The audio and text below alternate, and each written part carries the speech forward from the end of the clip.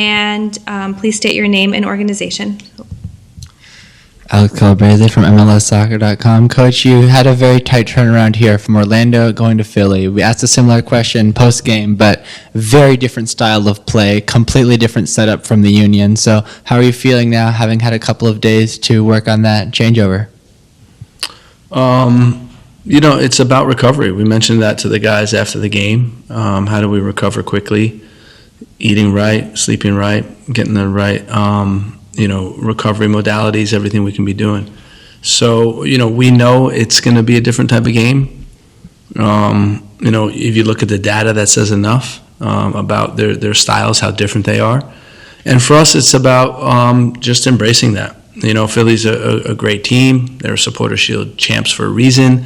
Done a great job. They have a deep squad. So, we'll have our hands full.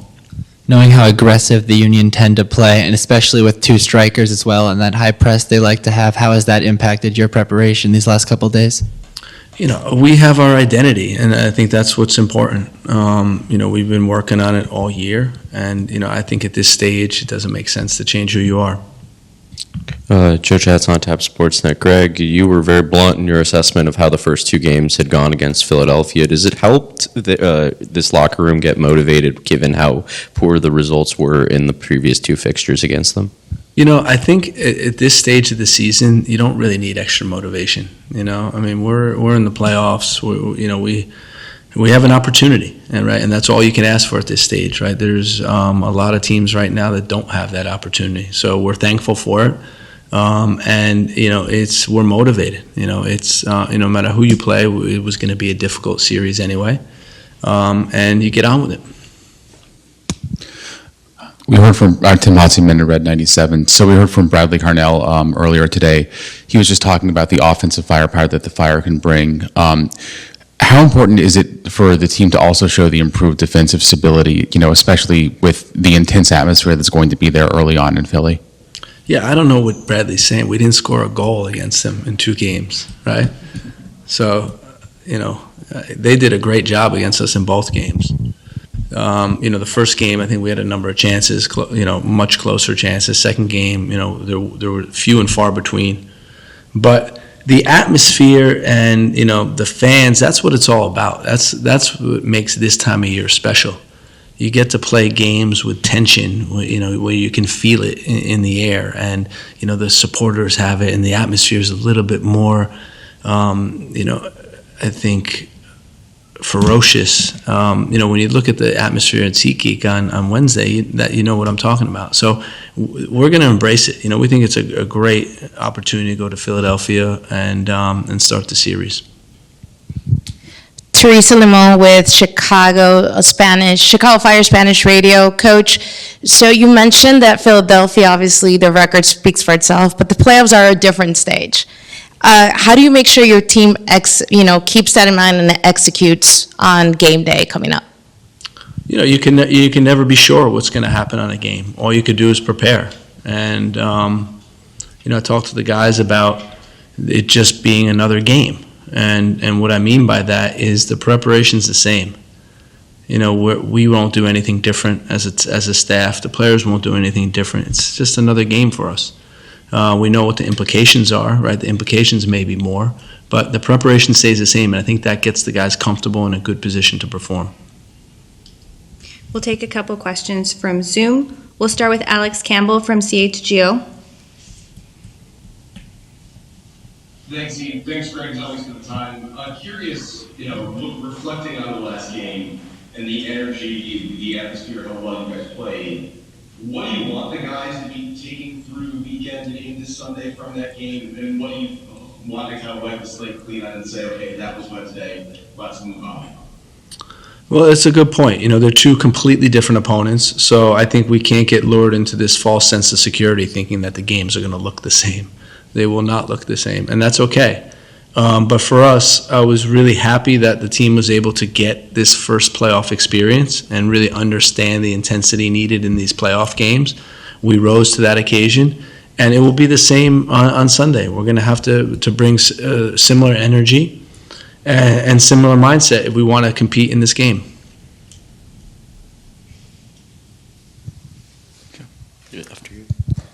So, one question kind of is how just having an extra day, if that affects the preparation versus it being a game on Saturday, which is normally what the team has had midweek. And then the other part is just how important is it to maintain that emotional intensity throughout the entire game, kind of regardless of what may be happening on the field, because we saw how it powered the team through on Wednesday.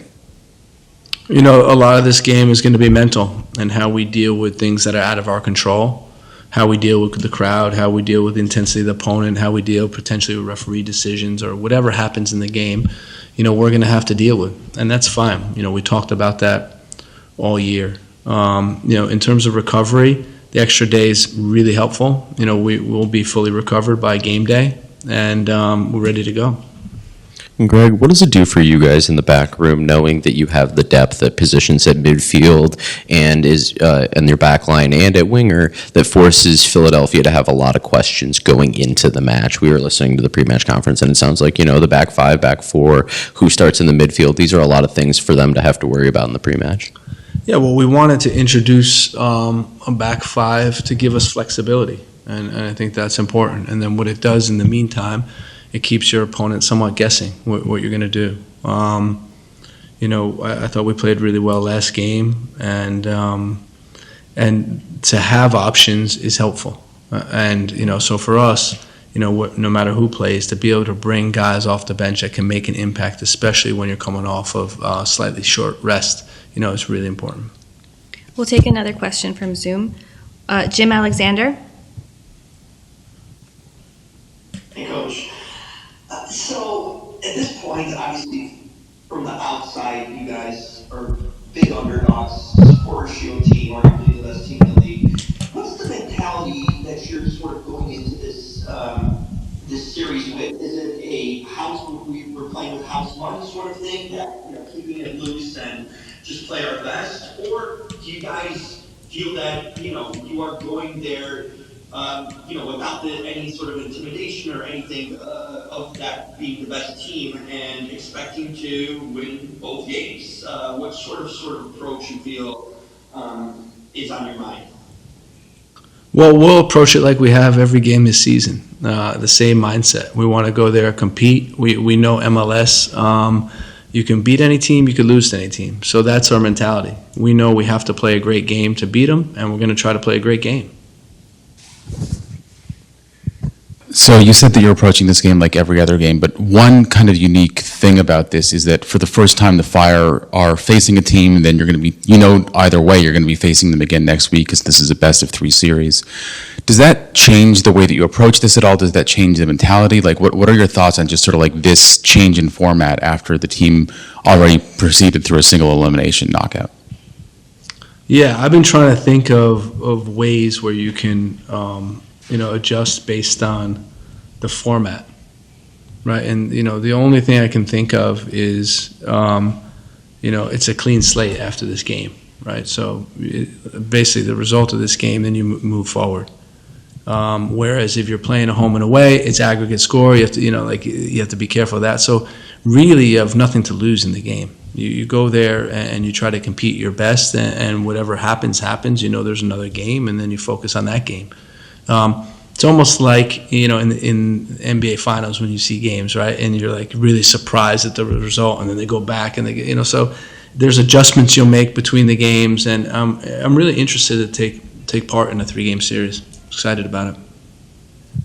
Coach, I think especially in the first meeting you had with the Union, the game was really decided in the midfield. Lukic, really good player, Jean-Jacques as well. Do you think anything you could do differently this time to maybe win the midfield battle, knowing how important that was in the previous meetings?